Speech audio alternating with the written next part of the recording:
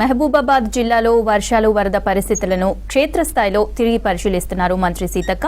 మహబూబాబాద్ టౌన్లో పర్యటించిన మంత్రి వర్షాలకు దెబ్బతిన్న రోడ్లను, కూలిన ఇండ్లను పరిశీలించారు. దెబ్బతిన్న రోడ్లను, కూలిన ఇండ్లపై ఆరా తీసి ప్రభుత్వానికి రిపోర్ట్ పంపాలని కలెక్టర్ను ఆదేశించారు.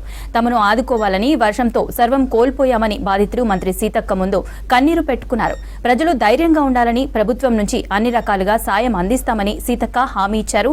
మంత్రి వెంట స్థానిక ఎమ్మెల్యే మురళీ నాయక్, జిల్లా కలెక్టర్, ఎస్పీ, ఇతర అధికారులున్నారు. భారీ వర్షాలకు నష్టపోయిన రైతులను ప్రభుత్వం ఆదుకుంటుందన్నారు మంత్రి సీతక్క. మహబూబాబాద్ జిల్లా ఆర్ఎన్బి గెస్ట్ హౌస్ లో కలెక్టర్, అధికార యంత్రాంగంతో సమీక్ష సమావేశం నిర్వహించారు. వర్షాలకు రైతులు, సామాన్య ప్రజలకు ఇబ్బందులు కలగకుండా అధికారులు చర్యలు తీసుకోవాలని ఆదేశాలు జారీ చేశారు. మర్రిపేడ మండలంలోని రాళ్లవాగు ప్రమాదంపై ఆరా తీశారు మంత్రి సీతక్క. చెరువులు, వాగుల ప్రాంతాల్లో పోలీసులు బందోబస్తు నిర్వహించాలన్నారు. దెబ్బతిన్న పంటలపై వెంటనే సర్వే చేసి రిపోర్టు అందజేయాలన్నారు మంత్రి సీతక్క.